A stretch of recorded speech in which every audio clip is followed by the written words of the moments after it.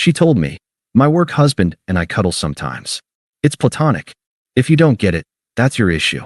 I said, "You're right."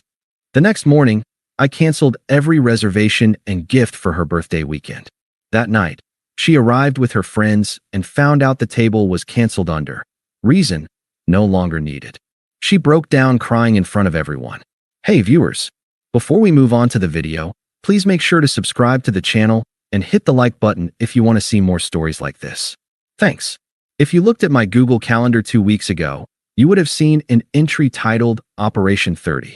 It was my girlfriend Maya's 30th birthday weekend, and I had spent 3 months curating it with the precision of a military strike.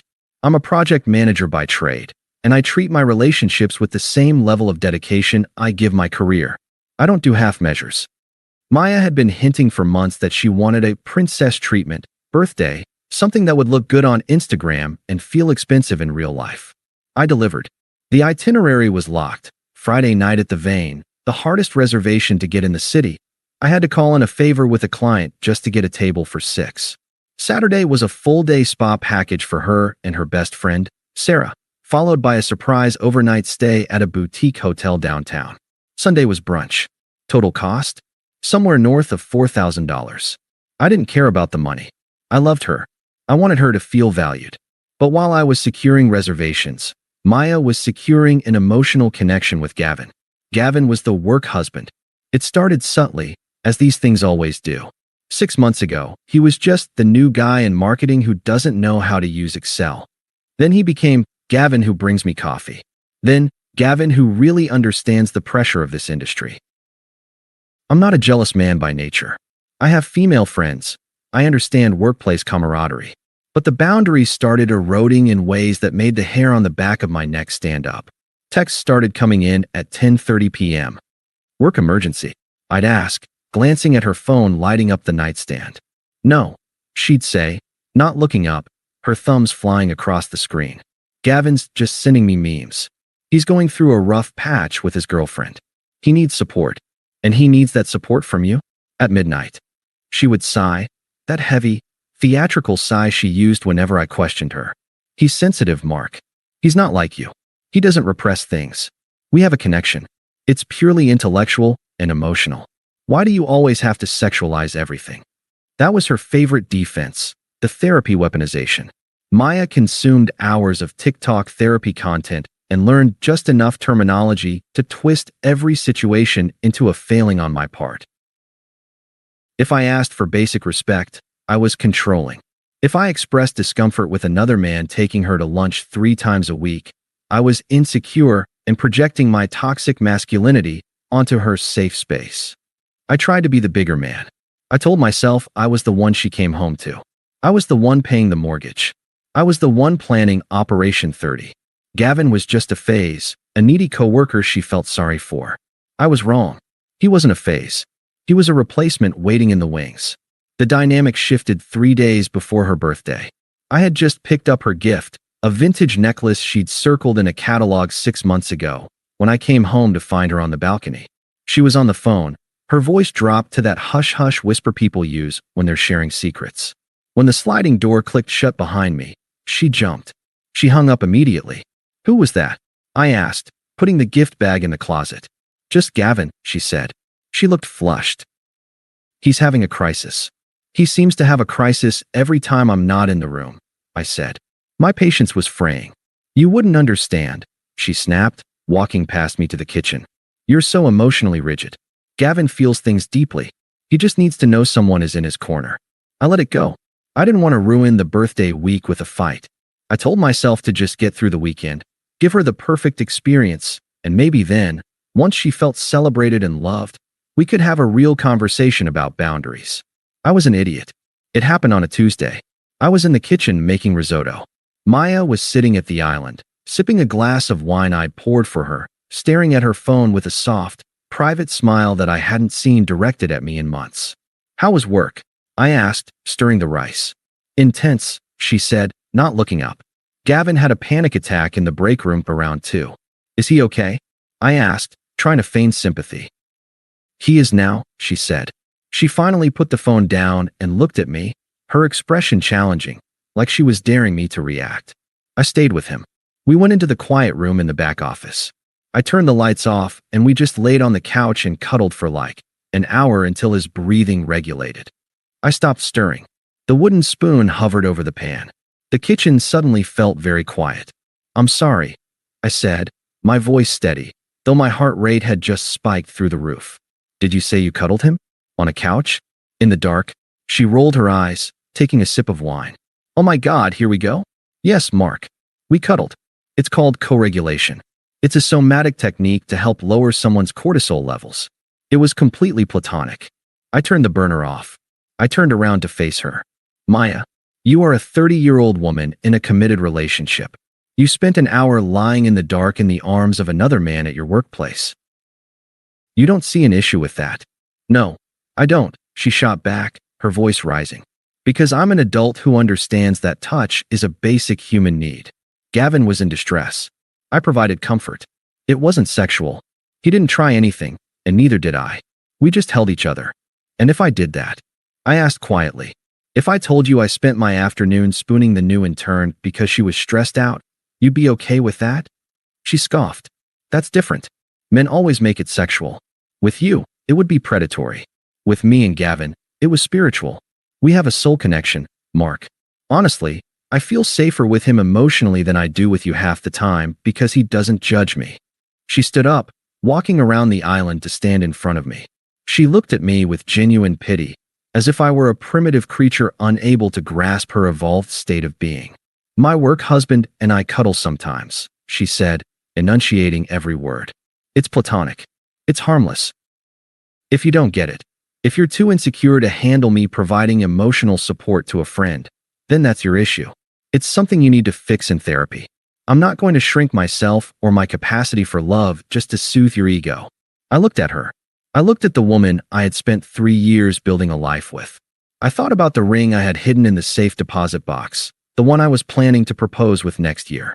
I thought about the $4,000 currently pinning on my credit card for her birthday weekend. And then I felt it. It wasn't anger. It wasn't sadness. It was the sensation of a heavy weight simply vanishing. It was the click of a lock disengaging. I realized, in that exact moment, that she didn't respect me. She didn't even fear losing me. She was so confident in her control over me, so certain that I was this safe option who would pay the bills while Gavin provided the spark, that she felt comfortable telling me to my face that she was intimate with another man. She was waiting for me to beg. She was waiting for me to yell so she could call me abusive. She was waiting for me to apologize for being jealous. I took a breath. I picked up the wine bottle and topped off her glass. "You know what?" I said. My voice was calm. It was the voice I used when firing a contractor who had violated safety protocols. "You're right." She blinked. The smug lecture died on her lips. She looked confused. "I am." "Yeah," I said. "I've been looking at this all wrong. You're an autonomous person. If that's what you need to do to support your friend, who am I to police that? It was insecure of me to question your judgment." A slow, victorious smile spread across her face. She thought she had broken me. She thought she had trained me. "Thank you, Mark," she said, reaching out to touch my arm. "I knew you'd get there eventually. It really means a lot that you're doing the work to be better for me." "I am," I said, smiling back.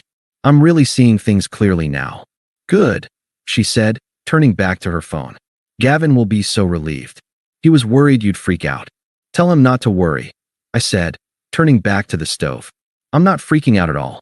I wasn't. I was calculating. I served dinner. I asked about her day. I listened to her talk about how excited she was for Friday, how she had told all the girls that I was taking them to the vein, how she couldn't wait to see what I had planned for the rest of the weekend. "It's going to be unforgettable," I told her. When we went to bed that night, she turned her back to me, texting Gavin goodnight. I lay there in the dark, staring at the ceiling. At 7 a.m. the next morning, she left for work. She kissed me on the cheek, breezy and happy, convinced she had the perfect boyfriend and the perfect side piece. "Love you," she said. "Don't forget to pick up the dry cleaning for Friday." "I won't," I said. The moment the door clicked shut, I got out of bed. I didn't go to work. I went to the kitchen table, opened my laptop, and pulled up the spreadsheet titled Operation 30. I picked up my phone. I dialed the restaurant first. "Good morning," I said when the hostess answered. I have a reservation for 6 this Friday under Mark Miller. I need to cancel it. Of course, sir, she said. Would you like to reschedule? No, I said. But I have a specific request. My ex-girlfriend doesn't know it's canceled yet. She might still show up. Can you make sure the cancellation note is in the system? Certainly. Is there a specific reason code you want us to log? Yes, I said. Put it down as reason, service no longer needed. Service no longer needed? She repeated, sounding confused. That's the one, I said. Make sure it's on the screen if she asks. Okay, consider it done. Thank you. I hung up. Then I called the spa. Then the hotel. Then the florist. Then I called the boutique where I'd bought the necklace and asked about their return policy. By noon, I had erased her birthday.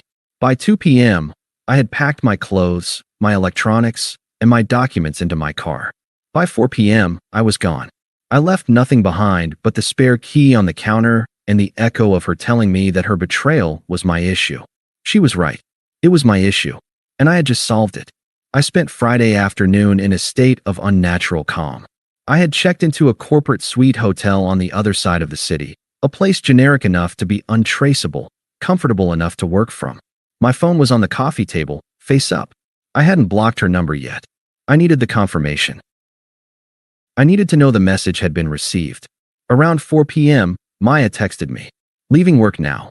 Going straight to Sarah's to get ready. Can you bring that red tie I like? The one that matches my dress. See you at 7:30. Love you. Hugs and kisses. I stared at the screen. The audacity was almost impressive. Less than 72 hours ago, she had told me my feelings were a psychological defect she shouldn't have to deal with. Now, she was ordering accessories for her big night out, fully expecting me to play the role of the doting boyfriend, the wallet, and the prop. I didn't reply. At 6 p.m., another text. Hey, just checking in. Are you on your way? Traffic is crazy. I took a sip of the bourbon I'd poured myself. I wasn't on my way. I was watching a documentary about deep-sea shipwrecks. I felt a kinship with the ocean floor, cold, pressurized, and silent.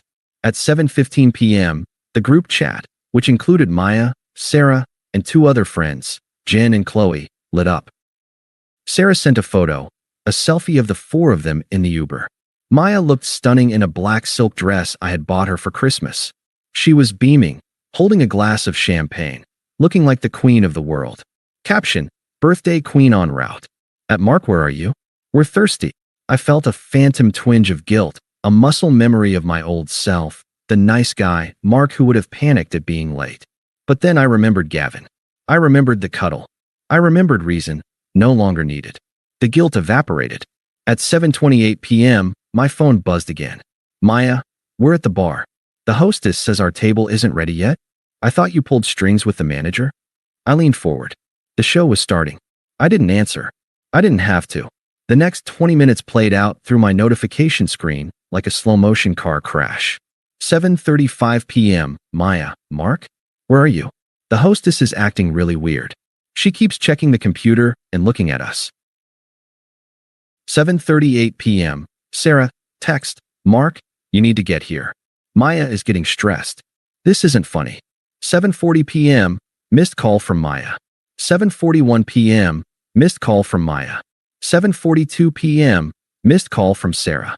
I could visualize the scene perfectly. The ambient noise of the vein, clinking silverware, low jazz, the murmur of the city's elite. Maya standing at the host's stand, her smile faltering, her friends shifting uncomfortably in their heels behind her. The hostess, a young woman probably terrified of ruining a birthday, but bound by the notes on her screen. Then came the text that told me the bomb had detonated. 7:45 p.m. Maya, what the fuck, Mark? 7:46 p.m. Maya, they said you canceled. They said you canceled everything.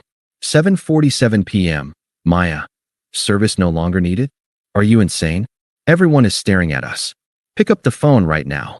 My phone began to vibrate continuously. It wasn't just a ring, it was a seizure. She was panic calling. I let it go to voicemail. I could see it.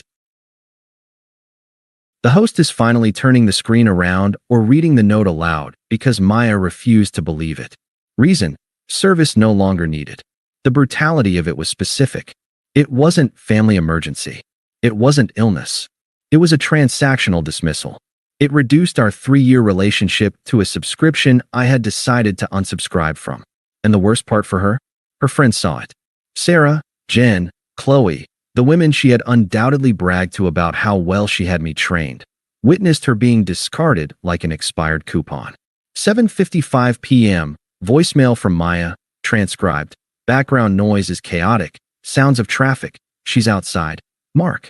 Sobbing, Mark, pick up. I don't understand. We're outside. They wouldn't seat us. They said the card on file was removed. Sarah had to pay for the drinks at the bar, and it was like $80, and it was so embarrassing. Where are you? Are you at the apartment? I'm coming home. We need to talk about this. You can't just do this to me on my birthday. She still didn't get it. She thought this was a fight. She thought this was a tantrum she could manage. 8:10 p.m. Sarah, text, Mark, that was incredibly cruel. Maya is hyperventilating. Whatever is going on, you don't do this to someone publicly. Be a man and answer your phone. I finally typed a response. Not to Maya. To Sarah. Me. Ask her about Gavin. Ask her about the break room. Then tell me who isn't being a man. I put the phone back down. 8:30 p.m. Maya. I'm at the apartment. Mark, where's your stuff? The realization phase. She had rushed home to confront me, probably ready to scream and cry and manipulate me back into submission. Instead, she walked into a ghost town. I had been efficient. My clothes were gone. My toiletries, my laptop, my gaming console, my documents. I had even taken the coffee maker I bought before we moved in. The apartment wasn't empty. Her stuff was everywhere, but I was erased. The space where I used to be was just air. 8:35 p.m. Maya. You moved out? Are you serious? Over a cuddle? Mark, this is psychotic. You are blowing this way out of proportion. 8:40 p.m. Maya. Please come back. I'm scared. I don't want to be alone tonight. 8:45 p.m. Maya. Gavin is just a friend. I'll block him if that's what you want. Just come home. It was textbook. First, attack the reaction, you're psychotic. Then, play the victim, I'm scared. Finally, the desperate bargaining, I'll block him. But she missed the point. I didn't care if she blocked Gavin. Gavin wasn't the problem. The problem was that she looked at me, saw my pain, and told me it was my defect. She had broken the fundamental contract of our relationship. I protect you. You respect me. I scrolled through the messages, feeling lighter. For months, I had walked on eggshells, trying to be the modern, evolved partner she wanted, suppressing my gut instincts to avoid being labeled toxic. Now, I was the villain in her story. And God, it felt good. 9 p.m. Maya, fine. Ignore me. But you owe me for the hotel and the spa. You promised me this weekend. 9:15 p.m. Me. I promised my girlfriend a birthday weekend. But she checked out on Tuesday to be single with her work husband. I just finalized the paperwork. Enjoy the platonic silence. It's soothing, isn't it? 9:16 p.m. Maya. I hate you. 9:20 p.m. Me. You're right. I blocked her number. Then I blocked Sarah. Then I blocked Jen and Qley. Then I opened the food delivery app and ordered a pizza from the place she always said was too greasy. I slept like a baby. The next morning, I woke up to a notification from Instagram. I hadn't blocked her there yet. She had posted a story at 2 a.m. A black screen with small white text. The betrayal you never see coming hurts the most. Hashtag heartbroken, hashtag narcissist. I laughed out loud. She was already spinning the narrative. She was the victim. I was the monster who ruined her birthday for no reason. But I knew something she didn't. I knew about the karma that was about to hit her on Monday morning. Because while she was crying on the sidewalk outside the vein, I had sent one final email. Not to her. To Gavin's wife. I didn't just leave Maya. I removed the structural integrity of her life. Monday morning arrived. While I was settling into a temporary workspace at a WeWork, sipping a coffee I actually enjoyed, Maya was walking into the office expecting sympathy. She probably thought she could lean on Gavin, cry about her psychotic ex-boyfriend, and get another one of those platonic cuddling sessions. She didn't know I had sent the email on Saturday night. I had found Gavin's wife, Jessica, on Facebook easily enough. My message to her was short, factual, and devoid of emotion. Subject, Tuesday afternoon. Hi Jessica. I'm Mark, Maya's now ex-boyfriend. Maya told me that she and Gavin spent an hour cuddling in the dark in the break room last Tuesday for emotional regulation. She insisted this was normal and platonic. I disagreed, so I ended the relationship. I figured you deserve to know how your husband spends his afternoons, just in case you don't share their definition of platonic. Best, Mark. The fallout was nuclear. I learned the details later through a mutual friend, Dave, who still worked in their building. Apparently, Gavin didn't fight for Maya. He didn't leave his wife for his soulmate. He didn't stand tall and defend their spiritual connection. Gavin panicked. When Jessica confronted him, Gavin threw Maya directly under the bus. He claimed Maya was obsessed with him. He claimed she was the one cornering him, that he was uncomfortable but didn't know how to say no because of office politics. To save his marriage and his job, Gavin went to HR first. By the time Maya got to her desk on Monday, she wasn't greeted by a sympathetic work husband. She was greeted by a meeting invite from the Director of Human Resources. Gavin had filed a formal complaint against her for inappropriate workplace conduct and creating a hostile environment. She was placed on administrative leave pending an investigation. That afternoon, I received an email from Maya's work address since I had blocked her personal accounts. From Maya, corporate email, subject, "You ruined my life. Are you happy? Gavin isn't speaking to me. HR escorted me out of the building. Jessica called me a whore. You didn't just break up with me. You destroyed my reputation. I lost my boyfriend, my best friend, and probably my job in 48 hours. How could you be this vindictive? I thought you loved me." I didn't reply. I moved the email to the trash. The silence was my answer. I wasn't vindictive. I was a mirror. I simply let the light shine on the reality she had created. She wanted Gavin. She got the real Gavin, a coward who used her for an ego boost and discarded her the moment it became inconvenient. Over the next 2 months, the updates trickled in from the few friends I hadn't blocked. Maya was fired. Mutual separation, they called it. Her friends, the ones who saw they no longer needed screen, distanced themselves. It's hard to defend a woman who cheats on the guy paying for her birthday, then gets fired for harassment. She had to move out of our apartment because she couldn't afford the rent on her own. She was back with her parents in the suburbs, a 45-minute commute from the city she loved. I, on the other hand, was doing just fine. My bank account was recovering nicely without the princess weekends. I was sleeping 8 hours a night. I met someone new, Elena. She was a nurse. On our third date, she told me, "I value direct communication and loyalty." It felt like breathing fresh air after drowning for 3 years. 5 months later, I ran into her. It was inevitable. We lived in the same city, and despite her move to the suburbs, she still came downtown for interviews. I was at a coffee shop near my new apartment, waiting for a pour-over. I looked great. I'd lost 10 pounds of stress weight, got a better haircut, and was wearing a tailored coat I'd bought with the money I saved from the canceled birthday trip. "Mark," I turned. Maya looked tired. That's the only word for it. The main character energy she used to radiate was gone. Her hair was pulled back in a messy bun. Her blazer looked slightly too large, and she had the frantic, exhausted look of someone constantly trying to explain themselves. "Hello, Maya," I said. My voice was polite, professional, like I was greeting a former vendor I no longer did business with. She stood there, clutching her purse. She looked at my coat, my calm demeanor, the lack of anger in my eyes. "You look good," she said quietly. "I am good," I replied. "I'm doing really well." She let out a shaky breath.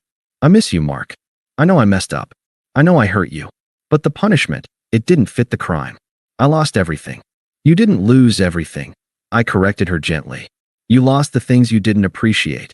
Gavin was a mistake," she rushed on, her eyes filling with tears. "He was a predator. He used me. I see that now. I was looking for validation, and I looked in the wrong place. But we had 3 years, Mark. Doesn't that mean anything? Can't we just sit down and talk? I can fix this." People were starting to look. The old Mark would have been embarrassed. The old Mark would have taken her outside, offered her a tissue, and listened to her spin her web. The new Mark just checked his watch. "Maya," I said, "do you remember what you told me in the kitchen? You said if I didn't understand your needs, that was my issue." She flinched. I was angry. I didn't mean it.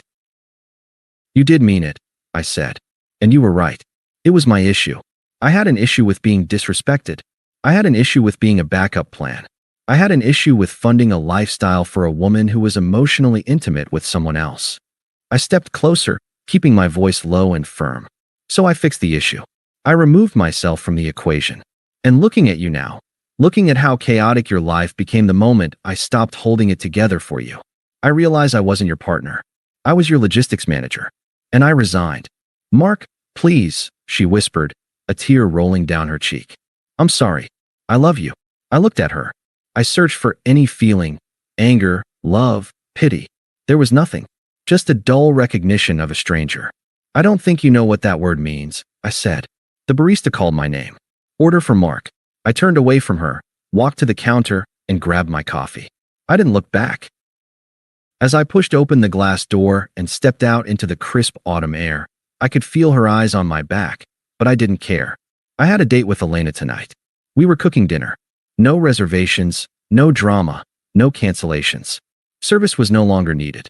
And for the first time in my life, I was finally completely free. Thanks for watching.